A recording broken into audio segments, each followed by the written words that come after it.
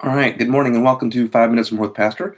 It is Monday. I believe it's October 19th. That is correct. Monday, October 19th. Good morning. Quick weather report. Oh, man. It's hard to, I get just this little window here. There are clouds, but I also see blue skies. So I'm going to call it mostly to partly cloudy. But I do see blue skies. So that's nice. I look forward to that. Good weekend in the Lord's house yesterday. Hope you were in church somewhere. Enjoyed Sunday morning with our Pioneer Church family. Then our ladies had an activity I heard went well, and it was good for a lot of them. And so glad they were able to participate in that and just enjoy that fellowship. And so Monday morning, I just want to share this thought with you from Psalm 146. Oh, really quickly. Coffee cup is a Christmas coffee cup from Starbucks that we got a couple years ago. Don't usually do this, but the coffee update, I actually made an Americano this morning. So I ground our coffee beans really fine. And we have a really it's older and it's cheap. It's not really nice or anything. A really cheap espresso machine. And so basically Americano, if you don't know what that is you draw shots of espresso and then you mix it with hot water. So rather than just drip coffee, it's like you take the power of an espresso shot and then you water it down a little bit with hot water. And so it's part of the reason I put it in this cup. I want it to stay hot a little bit longer because usually it's a little hotter to drink at the beginning. And so that's your coffee update for the morning. Psalm 146 verses 3 through 4, I think are especially here in the context with an election coming up in a couple of weeks, both nationally and locally. Psalm 146 verses 3 and 4 say this: Put not your trust in princes, nor in the Son of Man, in whom there is no help. His breath goeth forth, he returneth to his earth. That very day his thoughts perish. I think David, who, by the way, again, if we remember, becomes a king, or we believe this to be David, who becomes a king himself, right? Who ends up in political power, gives a very wise general principle for life, and I believe it will serve well any person who heeds that advice. And he says at the beginning of verse 3, don't put your trust in princes.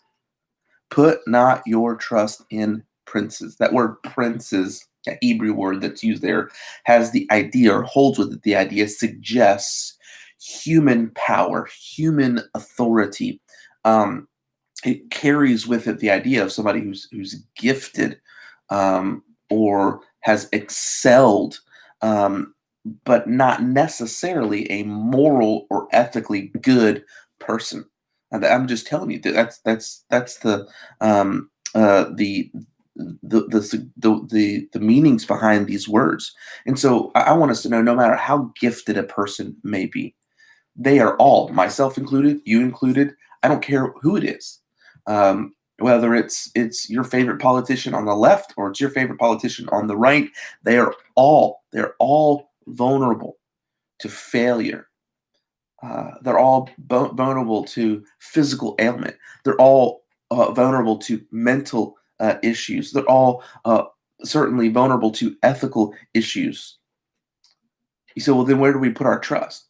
In God, who is never subject to any of those malfunctions. Um, the major issue with putting our trust in any one person is what he says in verse 4: his breath goeth forth, he returns to his earth.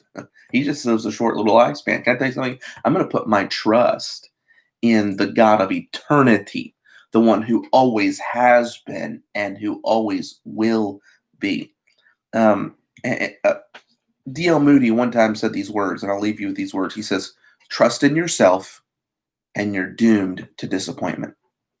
Trust in your friends and they will die and leave you. Trust in money and you may have it taken from you. Trust in reputation and some slanderous tongue may blast it. But trust in God and you're never to be confounded in time or eternity. Can I encourage you this morning? Uh, Trust in God. Trust in God.